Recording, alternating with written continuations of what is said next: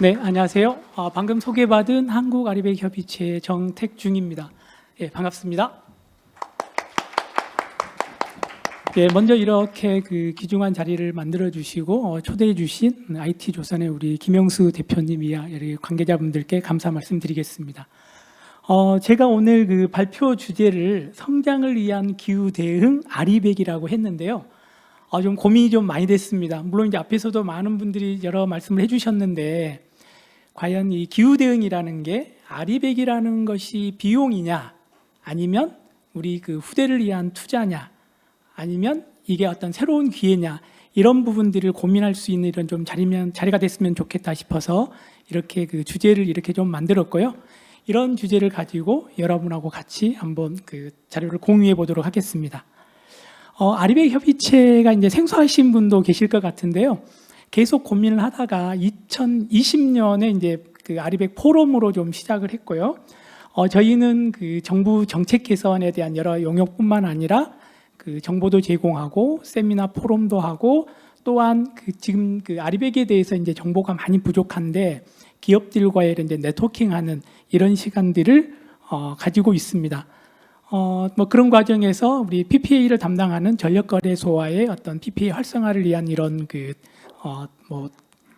업무 협약도 좀 했고요.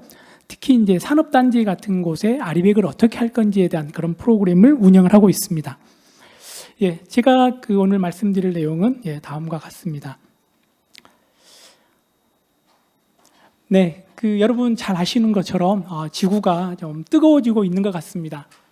이 뜨거워지는 기후로 인해서 여러 가지 이제 피해가 나타나고 있고, 뭐 가뭄이라든지 뭐 산불, 또 이런 기후이기 때문에 환경 난민들이 발생을 하고 있는 것 같아요. 근데 이제 저는 이런 얘기를 한국에서 우리 국민들하고 같이 나누다 보면 참 감흥이 없다라는 생각이 들어요. 우리나라가 이제 워낙 우리 조상님들이 털을 잘 잡아서 그런지 아직까지 기후위기가 우리가 좀 체감하기에는 아직도 먼 미래가 아닌가 싶습니다.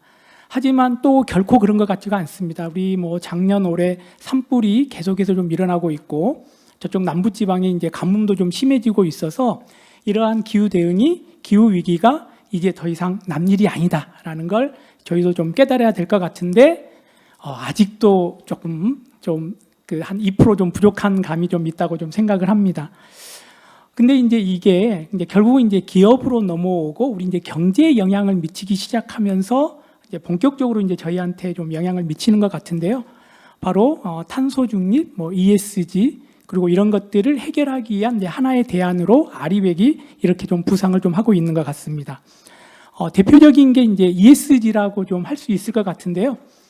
ESG라는 것은 뭐 여러분 잘 아시듯이 기업을 평가하는데 재무적인 지표만을 가지고 하는 게 아니라 ESG, 환경, 사회적인 부분들, 그 다음에 어떤 회사의 운영에 대한 거버넌스에 대한 부분들을 기준으로 해서 기업을 좀 평가를 하게 되고, 그것에 따라서 기업에 대한 어떤 투자라든지 이율이 이렇게 좀 결정이 좀 되는 것 같습니다. 글로벌 기업들은 이미 이 ESG에 충족하기 위해서 다양한 활동을 하고 있고요. 애플 같은 경우에 이미 아리백을 달성을 했고, 이 아리백을 서프라이 체인망에 현재 요청을 좀 하고 있습니다. 테슬라도 지금 전기차에 들어가는 2차 전지 소재 중에 양극재라고 있는데요.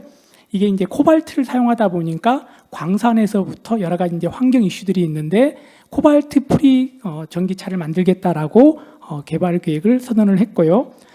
바스프도 지금 뭐 최근에 SK-ENS랑 제가 알기로 100메가 태양광 PPA 계약을 한 걸로 알고 있습니다. 아리백에 가입을 하지 않았지만 이런 기후 대응에 대처하기 위해서 아주 적극적인 행보를 펼치고 있어요. 우리나라에 보니까 공장이 한 6개 정도 있고 전력도 아주 많이 이렇게 좀 소비하고 있는 나라로 알고 있습니다. 이 정도만 하더라도 감이 좀 안 오는데요. 조금 더 센 얘기를 좀 하자면 작년 말 올해로 넘어오면서 BMW가 그런 ESG 경영 보고서를 내지 않거나 아리백에 대응하지 못하는 기업들과의 계약을 해지를 했습니다. 제가 지금 이제 뭐 최근에 작년부터 올해까지 나오는 뉴스가 이제 최근에 보도자료에 나온 걸로 알고 있는데요. 그분의 얘기 따르면 한 30%, 제가 이제 명확하게 숫자를 확인할 수는 없습니다만은 최소 20-30%의 우리나라 자동차 부품 회사가 BMW와 계약이 해제되었다라고 알고 있습니다. 기후 대응을 위한 이런 기업들의 활동이 우리 경제 활동에 직접적인 영향을 미치고 있다. 기후 때문에 남 일이 아니라 우리 먹고 사는 것 때문에 남 일이 아니다라는 이제 이런 상황까지 와 있다라고 생각을 합니다. 대표적으로 EU와 미국에서 이제 이런 움직임이 가시화되고 있는데요. 규제를 통해서 자국 산업을 보호하고 이런 기후 환경을 자국 산업의 어떤 발전을, 경제 발전을 도모하는 이런 계기로 삼는 것 같습니다. 유럽이나 미국에 있는 기업들은 좋습니다. 여러분 잘 아시는 것처럼 지금 미국은 돈이 많이 들어와서 일자리가 없어서 지금 일자리가 넘쳐나서 난리라고 알고 있어요. 우리나라 같은 경우에 지금 여러 가지 경제 이슈가 넘쳐나는데 반대로 이런 기후 위기를 자국의 어떤 경제 발전으로 이용하는 이런 흐름이 지금 전 세계적으로 아주 강하게 되고 있다. 거꾸로 얘기하면 EU나 미국에 수출을 해서 먹고 사는 저희 나라 입장에서는 아주 불리할 수밖에 없는 이런 상황인 것 같습니다. 탄소 중립으로 가는 길에서 보다 강력한 이니셔티브가 이제 SBTi라고 이제 여러분 잘 아실 것 같습니다. 파리 협약에 따라서 과학적인 목표를 수립했는지를 검증하는 이런 이니셔티브인데요. 여기는 스코프 1, 2뿐만 아니라 서플라이 체인, 그러니까 스코프 3까지를 체크하는 이런 좀 강력한 이니셔티브고요. 스코프 1, 2 같은 경우는 보시는 것처럼 매년 4.2%씩 탄소 감축을 해야 되고, 스코프 3 영역은 매년 2%씩, 그러니까 선형 감축을 해야 된다라는 이기 때문에 아주 강력한 어떤 이니셔티브라고 어떤 압박이라고 할 수 있을 것 같습니다. 특히 요즘에 이제 비영리 기관에서 과연 그린워싱이 있는지 없는지를 아주 강하게 모니터링을 하고 있기 때문에 그냥 선언하고 만다거나 형식적으로 할 수 있는 이런 상황이 아닌 것 같고, 이 그린워싱에 대한 모니터링으로 우리나라 대기업들이 좀 지적을 좀 받고 있는 걸로 알고 있습니다. 그러면 이제 국내 현황은 좀 어떨까요? 아까 우리 이제 천영길 실장님도 말씀해 주시고 했지만 에너지를 아주 많이 쓰는 나라고, 그런 만큼 이산화탄소 배출도 아주 많습니다. 최근 이건 이제 2019년 자료인데요. 21년 자료 저희가 이제 6위로 조금 내려가긴 했지만, 우리가 이제 온실가스 배출량이 19년 기준으로 한 6억 8천만 톤에 해당하고, 1인당 사용하는 전기 에너지량은 미국에 의해서 저희가 두 번째. 그러니까 이제 이런 부분들이 우리가 이제 과연 어떻게 이런 문제를 해결해 날 거냐. 특히 우리가 쓰는 에너지 중에 우리 이산화탄소를 배출하는 영역 중에 에너지 영역이 한 87% 정도 되는데요. 이 부분을 어떻게 슬기롭게 헤쳐나갈 것인가가 우리 앞에 놓인 과제라고 하겠습니다. 우리나라는 제조 강국입니다. 아까 우리 조영준 원장님께서도 말씀하셨지만 제조업이 강한 나라가 우리 이제 팬데믹에서도 강하게 이렇게 살아남을 수 있었고요. 미국도 계속 외부로 나갔던 제조업을 다시 이제 자국 내로 이렇게 다시 유치하는 이제 리쇼어링이 지금 글로벌하게 이루어지고 있는 걸로 알고 있습니다. 현재도 저희가 이산화탄소를 많이 배출을 하고 있는데요. 이번에 이제 300조 용인 반도체 클러스터가 투자가 되면 한 27테라 정도의 전기가 추가로 소모가 될 걸로 예상이 되고 있습니다. 삼성 평택 공장을 추가로 건설하고 있는데요. 제가 알기로 거의 10기가 이상. 지금 삼성전자가 한 23테라, 작년에 국내 반도체 영역에서 23테라 정도의 전기를 소비를 했는데, 이 평택 고덕의 공장이 또 추가로 건설이 된다면 조만간 30테라가 넘어갈 걸로 예상을 하고 있습니다. 그 다음에 또 전기를 많이 쓰는 업종이 디스플레이 업종인데요. 최근에 삼성 디스플레이가 아산 탕정에 4조 추가를 선언을 했습니다. 그리고 이번에 우리 대통령께서, 그 다음에 경기도지사께서 해외 순방하면서 많은 제조업을 국내에 유치하겠다고 유치 MOU를 맺었습니다. 모두가 에너지를 많이 쓰는 부분입니다. 하지만 말씀드렸다시피 이제 글로벌 동향들은 탄소를 트리트먼트 하지 않으면 지속 가능하지 못합니다. 그러면은 이런 투자 전략과 더불어서 탈탄소를 어떻게 할 건지, 그린화를 어떻게 할 건지가 동시에 같이 그 정책이 되어야지, 그렇지 않으면 만들어 놓고 가동을 못하는 이런 상황이 벌어질 수가 있겠다 싶습니다. 그래서 이런 부분에 저희가 조금 더 지혜를 좀 모아야 될 거로 생각을 합니다. 이번 정부 들어오면서 그 NDC가 이제 좀 조정이 되었는데요. 그 이산화탄소를 줄이는 아주 좋은 그 솔루션 중에 하나가 재생에너지입니다. 그러니까 현실적인 목표를 말씀을 해주셨는데 저는 거기에 조금 불만입니다. 우리 앞에 놓인 과제를 저희가 현실에 맞게 극복해 본 역사는 없다고 생각합니다. 도전 목표를 잡고 스트레치 골을 잡아서 극복을 해도 될똥말똥한 게 우리 과거, 우리가 해왔던 역사라고 생각을 합니다. 저는 쉽지 않을 거라고 생각합니다. 우리가 지금 재생에너지에 대한 속도를 조금 늦췄는데요.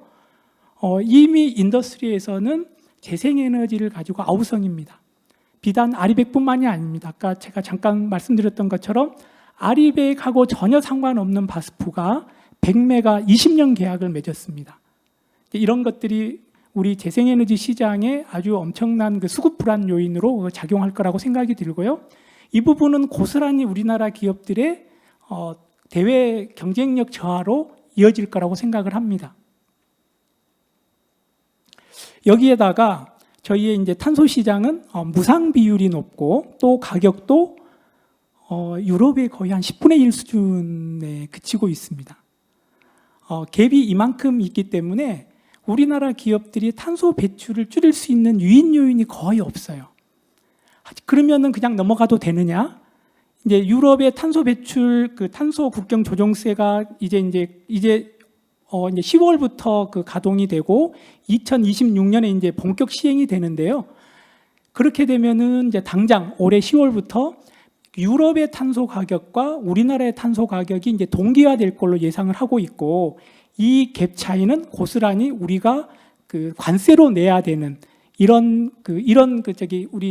저희가 이제 관세로 내야 되는 분이 되기 때문에 이런 부분을 우리가 어떻게 대응할 것인지에 대한 우리 정부의 좀 선제적인 좀 아이디어가 좀 필요해 보입니다. 서론이 좀 길었습니다. 예, 글로벌 이제 아리백입니다. 여러분 이제 아리백은 잘 아시는 것처럼 기업이 생산 활동하면서 쓰는 전기의 100%를 재생에너지로 쓰자라는 운동입니다. 민간 캠페인이고요. 왜 재생에너지냐? 이산화탄소를 배출하는 원중에 가장 핵심이 석탄을 통해서 만들어지는 전기입니다. 그러니까 다른 부분도 많이 있지만 석탄으로 만들어지는 전기를 그린화했을 때 탈탄소를 획기적으로 줄일 수 있고, 이 부분을 기업들이 많이 하고 있기 때문에 기업들이 동참해서 아리백을 했으면 좋겠다라는 게 이제 아리백 캠페인이라고 이해를 좀 하시면 될 것 같고요. 아무나 가입할 수 있는 건 아닙니다. 연간 전기를 0.1테라 이상 사용을 하거나 포춘 1000대 기업처럼 사회적 영향력이 큰 기업이 1차 대상입니다. 그리고 여기에 이제 재생에너지원에는 태양광, 풍력, 수력, 지열, 바이오, 그린 수소들이 이제 포함이 되어 있고요. 애석하게도 여기 이제 원전이 좀 포함되어 있지 않습니다. 여기에도 역시나 가입을 하게 되면 2050년까지 달성을 해야 되고요. 중간 목표가 2030년에 60%, 2040년에 90%, 2050년에 100%를 달성을 해야 되고, 매년 보고서를 제출할 뿐만 아니라 어떻게 달성할 것인지에 대한 구체적인 계획을 공유를 좀 해야 됩니다. 그냥 선언이 아닌 거죠. 하지만 지금 그 글로벌하게 지금 400개 넘는 기업들이 현재 참여를 하고 있습니다. 여기서 잠깐 저는 이제 좀 용어에 대한 좀 우리가 좀 정확한 이해가 좀 필요하다고 생각이 들어서 장표를 하나 2개 정도 넣어봤는데요. 탄소 중립 개념과 아리백 개념과 그다음에 이제 아까 우리 천연길 우리 실장님도 말씀하셨지만 이제 CF100 뭐 이런 개념들이 많이 혼용이 되고 있는데, 탄소 중립이라고 하는 것은 기본적으로 우리가 생산 활동을 할 때 재생에너지가 이산화탄소가 나올 수밖에 없습니다. 이 부분은 이제 줄여야 되지만 어쩔 수 없이 나오는 부분이 있고요. 이 부분을 어떻게 상쇄할 거냐, 재생에너지를 쓰거나 숲을 가꾸거나 뭐 해외에서 탄소 배출권을 사오거나 이렇게 해서 그 플러스 마이너스를 0, 제로로 만들어주는 것을 카본 프리라고 탄소 중립, 넷제로라고 그 얘기를 좀 하고 있고요. RE100은 생산 활동에서 쓰는 전기입니다. 전기가 에너지가 이제 여러 가지가 있죠. 가스도 있고 유리도 있고 전기도 있는데 이 중에 전기를 재생에너지로 바꾸자라는 운동입니다. 그러니까 탄소 중립 개념으로 보면 아주 작은 영역이죠. 그리고 이제 생산에만 포함되기 때문에 더 작다고 할 수 있습니다. 근데 이게 이제 기업의 영역으로 오면은 보시는 것처럼 기업이 쓰는 전기의 한 50% 정도가 전기화로 되어 있어요. 특히 이제 우리나라 같은 경우는 저렴하고 안정적으로 하이 퀄리티의 전기를 공급을 해주기 때문에 어느 나라 못지않게 전기를 많이 쓰고 있는 이런 나라입니다. 그런데 이제 이걸 바꿔보자고 하니까 지금 이제 우리나라에 지금 당장 이제 발등에 불이 떨어졌다라고 좀 보시면 될 것 같고요. 그 다음에 이제 CF100입니다. CF100은 앞에서 제가 보여드렸던 것처럼 이 그 배출을 0으로 만드는 겁니다. 모든 생산 활동 과정에 무탄소 전원을 쓰는 겁니다. 궁극적으로 가야 될 그 방향인 거죠. 그리고 이것들을 하기 위해서는 실시간으로 대응을 해야 되기 때문에 아주 기술적인 어떤 그 대응이 좀 필요하죠. 그래서 구글이라든지 뭐 아까 이제 유엔에도 참여하고 있지만 어떻게 보면 이제 연구기관들이 주로 참여하고 있고 기업은 몇 개 없고요. 아주 실험적이면서도 도전적인 어떤 어프로치라고 생각을 합니다. 하지만 저는 그 CF100 찬성합니다. 이렇게 우리가 그 RE100을 하기 위해서는 현실적이 아니라 이런 도전적인 목표를 가지고 끌고 가야 저희가 탄소 중립도 할 수 있고 RE100도 할 수 있을 거라고 생각합니다. 그런데 RE100은 우리가 어떤 도전하고 실험하고 이런 게 아니라 우리의 당장 먹고 사는 일하고 직결되어 있는 통상 이슈라는 게 문제인 거죠. 그리고 CF100은 아직 지금 제가 알기로 한 10개 내외가 좀 가입이 돼 있고 기업이 한 4개 정도 가입이 돼 있는 걸로 알고 있어요. 이런 이제 통상하고 관련이 없다라는 거죠. 탈탄소 하기 위해서 우리가 가야 될 길이지만 당장 우리 앞에는 RE100이라는 이슈가 더 크기 때문에 이런 부분들을 잘 조화롭게 해서 운영을 한다면 저희가 좀 더 그 지혜롭게 현재 이런 상황을 돌파할 수 있지 않을까 기대가 됩니다. RE100 기업들이 이제 한 400개가 좀 이제 최근에 좀 넘었습니다. 근데 이제 추이를 보면 그동안 미국이라든지 유럽을 중심으로 에너지를 적게 쓰는 서비스 기업들이 주로 그 가입을 했었는데요. 최근 동향을 보면 아시아권의 제조 기업들이 많이 가입을 하고 있습니다. 우리 이제 글로벌 기업들이 우리 이제 서플라이 체인에 있는 부품 소재 장비 기업들에게 RE100을 요청하기 때문에 그렇다라고 보시면 될 것 같고요. 우리 이제 아시아권도 조금 더 좀 자세히 보니까 그 일본, 대만 기업들이 많이 가입을 하고 있습니다. 같이 우리 이제 소부장 쪽에 같이 경쟁하는 그 기업들이라고 좀 보시면 될 것 같아요. 우리가 수출을 하는데 그 동안에는 가격과 그 품질이었죠. 가성비가 어떠냐를 가지고 우리가 수출을 했는데 여기에 재생에너지가 하나 더 들어가서 우리 경쟁 영역이 더 늘어난 겁니다. 친환경이 품질인 이런 상황이 됐다라고 보시면 될 것 같고요. 이런 상황을 우리가 어떻게 돌파할 것인가. 당장 먹고 사는 거기 때문에 아주 구체적인 전략이 수립이 돼야 된다고 생각합니다. 이러한 글로벌 RE100의 트렌드는 현재 보시는 것처럼 경쟁적으로 가입을 하고 있고요. 매년 가입 수가 늘어나고 있고 이게 또 스코프 3까지 공급망까지 확대되고 있어서 보이지 않는 참여자는 더 크게 늘어나고 있다고 보시면 됩니다. 거기에다가 2050년까지 달성을 하십시오라고 레코멘데이션을 했는데 실제로 기업들을 보니 이미 70여 개는 RE100을 달성을 했고요. 150개 가까운 곳이 50%가 넘게 달성을 했습니다. 그리고 현재 400여 개의 가입된 기업들의 평균 달성 연도가 보니까 2050년도 아니고 2040년은 또 더더욱 아니고 2031년입니다. 이 얘기는 뭐냐면 우리 고객들이 2050년까지 RE100을 하기 때문에 좀 시간이 있네, 느긋하게 해도 되겠네 라는 게 아니라는 거죠. 그러니까 당장 우리 고객들이 지금 애플이 그렇습니다. 애플은 이미 2018년에 RE100을 했고요. 그 다음에 서플라이 체인은 기업들에게 2030년까지 RE100을 요청하고 있습니다. 여기에 부응하고 있는 LG 이노텍이 여러분 잘 아시는 것처럼 지금 매출을 지금 계속 갱신하고 있습니다. 그러다 보니까 우리나라 같은 상황에서 2030년까지 아리백을 하겠다고 선언을 하고 있습니다. 그러면 우리나라 상황이 안 좋기 때문에 아리백을 안 할랍니다. 그러면 애플하고 관계가 끊기는 거죠. 그러면 제조업을 우리나라에서 안 할 거냐? 여기에 좀 심각한 문제가 있다고 생각합니다. 또한 이 아리백위원회에서는 15년이 지난 재생에너지 발전원에 대해서는 아리백으로 인정 안 해주는 질적 관리를, 이런 추가성에 대한 질적 관리를 지난해 말에 의결을 해서 아마 이제 또 2030년 가면 우리 열심히 했는데요. 2015년 이전에 설치한 재생에너지는 또 카운팅 될 수 없는 이런 상황으로 갈 수 있는, 지금 어영부영할 수 있는 이런 상황이 절대 좀 아닌 것 같습니다. 결국은 기업들은 기후위기에 대응을 해서 기업이 자체적으로 탈탄소를 하기 위한, 기후위기에 대응하기 위한 자발적인 캠페인이었지만 저희에게 물 건너오는 순간 저희는 통상의 조건이 되었고 비즈니스 조건이 되어서 우리에게는 이제 먹고 사는 문제랑 직결되는 좀 이런 상황까지 왔다라고 좀 보시면 될 것 같습니다. 이런 부분에 대응하기 위해서 정부가 그동안에 계속 제도도 만들고 여러 가지 이제 지원책들을 좀 내놓고 있습니다. 녹색 프리미엄, 그다음에 REC 인증서를 구매하는 거, PPA, 그다음에 어떤 지분 투자, 그다음에 이제 자가 소비, 이렇게 한 5개 영역에서 지금 이제 제도를 좀 마련을 좀 하고 있는데요. 지금 현재는 거의 녹색 프리미엄만 이용이 되고 있습니다.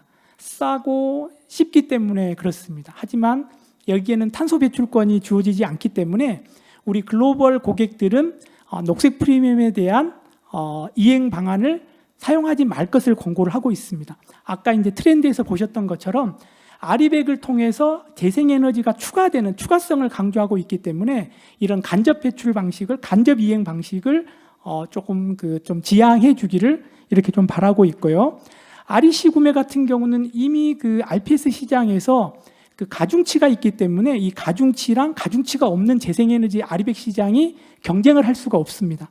시스템이 아주 좀 원천적으로 바뀌지 않으면 아리백을 해야 되는 기업들에게 REC 구매는 거림에 떡일 수밖에 없고요.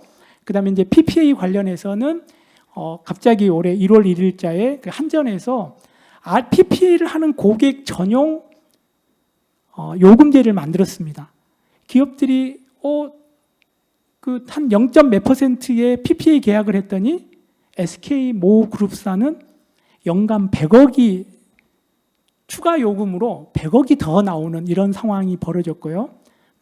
LG 같은 경우도 이런 PPA 계약을 하고 이 새로운 요금제를 가지고 요금을 좀 계산해 봤더니 연간 20억이 넘는. 근데 이게 연간 20억이지 PPA 계약 같은 경우는 20년 계약을 하는 거거든요. 그러니까 매매가 계약을 하는데 20년 동안 거의 400억, 500억이 추가로 들어가는, 재생에너지를 설치하기 위해서 들어가는 돈이 아니라 추가로 전기요금을 내야 되는 이런 상황이 벌어지다 보니까 지금 현재 모든 PPA 관련된 계약들이 중단되어 있는 이런 상황에 있습니다. 제도는 만들어 놨지만 거래가 지금 안 일어나고 있는 이런 상황이라고 보시면 될 것 같고요. 그런 내용들이 이런 이제 현황에 이렇게 좀 잘 나타나 있습니다. 이렇게 뜬금없이 느닷없이 새로운 정책이 나온다라는 것은 기업들에게 아주 불신을 초래하는 거라고 생각을 합니다. 재생에너지 시장은 20년 장기 계약을 해야 되는데요. 기업들이 당장 정권이 바뀐다고 또 갑자기 이런 것들이 빈번하게 일어나면은 과연 우리가 글로벌 어떤 경쟁력을 갖기 위해서 과연 올바른 시스템을 갖추고 있는지 좀 심각하게 좀 되돌아봐야 될 포인트가 아닌가 싶습니다. 우리나라는 구조적으로 전기료가 낮고 상대적으로 재생에너지 비용이 높습니다. 이 부분들을 이제 바꿔야 될 것 같고요. 이런 부분들은 이제 정부에서 완충작용을 하다 보니까 한전가스공사가 대규모 적자에 허덕이고 있고, 기업들은 낮은 전기로 쓰다가 조금 높은 재생에너지를 쓰려고 하니까 또 부담이 되는 거죠. 이런 악순환의 고리를 저는 빨리 좀 끊어야 된다고 생각을 합니다. 가장 큰 문제는 재생에너지가 부족하다라는 겁니다. 물론 뭐 부족하지 않다라고 하시는 분들이 계시는데요. 저희가 계산해 보면은 많이 부족합니다. OECD 국가 38, 39개 국가의 평균이 한 23%, 24%인데요. 재생에너지 보급률이요. 우리나라는 한 반의 반, 한 7% 내외지 않습니까? 우리나라가 돈이 없습니까? 기술이 부족합니까? 저는 이거 뭐 핑계 댈 수 없다라고 생각을 합니다. 저희가 적극적으로 의지를 가지고 있다면 저는 어느 나라 못지않게 재생에너지 최소한 평균은 갈 수 있을 거라고 생각을 합니다. 지금 다른 나라는 우리보다 4배, 5배 가고 있는데 지금 저희가 지금 가지고 있는 몇 퍼센트 가지고 만리장리하는 건 저는 말이 안 된다라고 좀 생각이 들고요. 적극적으로 대처해야 되고 이런 재생에너지는 현재 우리 기업들이 쓰고 있는 수출 기업들이 쓰고 있는 그 전력의 4분의 1 수준밖에 안 되고 있죠. 근데 갈수록 전기화가 계속 진행이 되고 투자를 계속 하다 보면 전기 사용량은 더 늘어날 수밖에 없습니다. 그러면은 더 많이 재생에너지를 공급해야 되고 그렇지 않으면 공장을 옮길 수밖에 없죠. 아니면은 우리한테 만들어진 공장도 가동을 안 할 수밖에 없습니다. 이런 우려 때문에 일본의 소니나 파나소닉은 정부가 2030년에 22%의 가이드를 냈을 때 정부가 이렇게 가면은 소니의 공장을 해외로 옮길 수밖에 없습니다. 라고 해서 일본의 목표가 38%로 올라간 걸로 알고 있습니다. 이 포인트에서 중요한 건 저는 우리 기업들이 목소리를 좀 내야 된다고 생각을 합니다. 근데 우리 기업들은 한국에서 돈을 벌든 미국에서 돈을 벌든 베트남에서 돈을 벌든 전혀 상관없습니다. 그걸 가지고 욕하는 사람도 없습니다. 문제는 우리나라에 일자리가 없어진다는 거죠. 이건 우리 전체 문제고 그렇기 때문에 우리 정부가 나서야 되는 문제라고 생각을 합니다. 이걸 중소기업 단위로 내려오면은 더 큰일이 납니다. 지금 이제 대기업들이야 돈도 있고 조직도 있고 최근에 ESG 팀을 아주 보강을 좀 하고 있습니다. 하지만 이게 이제 스코프 3 가고 중소기업들이 대응을 해야 되는데요. 아까 BMW 사례처럼 대응을 하지 못하는 우리 중소기업들은 도태될 수밖에 없습니다. 해외 기업뿐만 아니라 만약에 현대자동차가 그렇게 한다면 그동안의 계약 관계가 다 끊어질 수밖에 없는 거죠. 그동안에 거래했던 우리 그 1차 벤더, 2차 벤더들하고 거래를 할 수 없는 상황이 초래할 수 있기 때문에 이런 부분을 공공에서 좀 대응을 좀 해야 된다라고 생각을 합니다. 요약을 하자면 우리 대기업들은 시장의 불확실성을 해소해 주기를 바라고 있습니다. 시장에서 예측 가능해야 20년 계약을 할 수 있기 때문에 이런 부분에 대한 불확실성을 해소하면은 적극 투자하겠다라는 이런 그 의지를 가지고 있고요. 두 번째는 여러 가지 문제, 가격이든 어떤 문제가 해결이 되려면 결국은 재생에너지를 늘릴 수밖에 없습니다. 우리가 공간도 많이 있고요. 최근에 여러 기관에서 그 태양광이라든지 이런 보급량들을 계산을 하는데 만만치 않은 양이 있습니다. 시선을 조금만 돌리면 우리 앞에 깔 수 있는 재생에너지 양이 많이 있기 때문에 저는 적극적으로 펼쳐야 된다고 생각을 합니다. 그래서 조금 중언부언이 좀 될 수 있는 내용인데요. 어쨌든 해외로부터 넷제로에 대한 이행 요구가 가속화될 걸로 생각을 하고 있고 이 부분은 대기업 그다음에 우리 그 서플라이 체인에 있는 중소기업들까지 아주 강한 속도로 확대가 될 걸로 예상을 좀 하고 있습니다. 그럼 회피할 거냐, 돌파할 거냐, 적당히 갈 거냐? 그 인류 문명의 발상을 보니까 이렇게 좀 평온하고 먹기 살기 좋았던 곳에서는 문명의 발상이 일어나지 않았더라고요. 자연의 도전이 있고 환경의 도전이 있는 곳에서 그걸 극복하기 위한 다양한 문명이 발생한 걸로 알고 있습니다. 우리가 적당히 현실에 타협해서 지금의 대한민국이 있다고 생각하지 않습니다. 도전하고 스트레치골을 잡아서 적극적으로 임하지 않으면 지금 현재 전 세계가 가고 있는 탈탄소 흐름에서 그동안 우리가 쌓아온 우리의 입지를 무너뜨릴 수 있다라고 생각을 합니다. 우리나라는 수출 강국입니다. 2020년 사상 최대의 수출 실적을 냈고요. 물론 우리 실장님 말씀하신 지난주에 470억 불 정도의 적자를 보긴 했습니다만은 우리는 사상 최대 수출 실적을 냈고 여러 기업들과 여러 국가들과 협력을 하고 있는 우리만 존재할 수밖에 없는, 우리만 존재할 수 없고 글로벌하게 같이 더불어서 살아야 되는 이런 그 국가의 위상을 가지고 있습니다. 탄소 조정 국경세가 적용이 됐을 때 국내 수출에 대한 영향이 우리 이제 그 한국은행에서 발표한 건데요. 유럽이 뭐 32억 불, 미국이 39억 불 정도 그 타격을 입을 걸로, 예. 이 얘기는 지금 그 EU의 그 탄소 배출권이 30불이었을 때 카운팅을 한 겁니다. 최근에 100불이 넘었기 때문에 이 부분은 훨씬 3배, 4배 이상 될 것 같고요. 2030년에 그 CBAM이 본격 가동이 됐을 때 우리나라 수출 타격이 8조 이상 될 거라는 이런 연구 보고가 있습니다. 그래서 저는 한국형 아리백은 재생에너지를 가지고 자꾸 이렇게 뭐 핑계대고 이럴 게 아니라 기술도 같이 그 개발해 가면서 종합적으로 접근을 해야 된다고 생각합니다. 우리 결국 이제 아리백이라는 건 100%이기 때문에 분자와 분모가 있습니다. 분자를 아무리 늘려도 분모가 늘어나면 달성을 할 수가 없잖아요. 그래서 분모를 줄이는 일도 같이 좀 해야 된다고 생각을 하고 있고, 이 재생에너지를 확보하고 에너지를 효율화하는 데 있어서 보급과 가격 경쟁력을 갖는 거. 그다음에 이제 우리 효율화도 개별 기업에 대한 효율화보다는 우리 산업단지든 우리 이제 공동으로 대응을 해서 시너지를 낼 수 있는 이런 접근 방식이 필요하다고 생각합니다. 그랬을 때 저는 이제 에너지가 새로운 신산업으로, 새로운 성장 동력으로 일자리를 창출하는 하나의 그 산업으로 같이 성장할 걸로 기대를 하고 있습니다.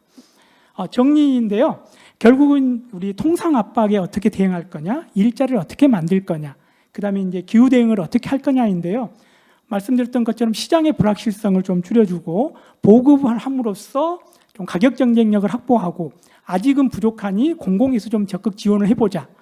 결국은 저는 답이 시장에 있다고 생각을 합니다. 이런 시장을 활성화하기 위해서 PPA 제도를 조금 더 지원할 필요가 있다고 생각이 드는데요. PPA 제도는 지금의 가격으로 20년 계약을 하기 때문에 아리백을 해야 되는 기업들에게도 장기적으로 불리하지 않습니다. 또한 이런 걸 통해서 새로운 시장이 만들어질 수 있고, 재생에너지가 많이 보급을 됨으로써 궁극적으로 이제 탄소 중립에 또 기여할 걸로 생각을 합니다. 이런 부분들이 결국은 우리 사회적인 그 합의가 있어야 된다고 생각을 합니다. 그동안에 이제 좀 잘못된 뉴스라든지 이런 것 때문에 주민들의 반대 이런 것 때문에 이제 많이 좀 중단되고 이렇게 좀 불발된 케이스가 많은 걸로 좀 알고 있는데요. 이 부분은 탄소 배출이 그냥 탄소 배출이 아니라 우리나라의 산업을 이렇게 육성할 수 있는 하나의 계기로 만약에 생각한다면, 이걸 별개로 보는 게 아니라 하나의 축으로 본다면 이 기회가 저희에게 위기가 아니라 하나의 기회가 될 걸로 그렇게 저는 믿고 있습니다. 예, 경청해 주셔서 감사합니다.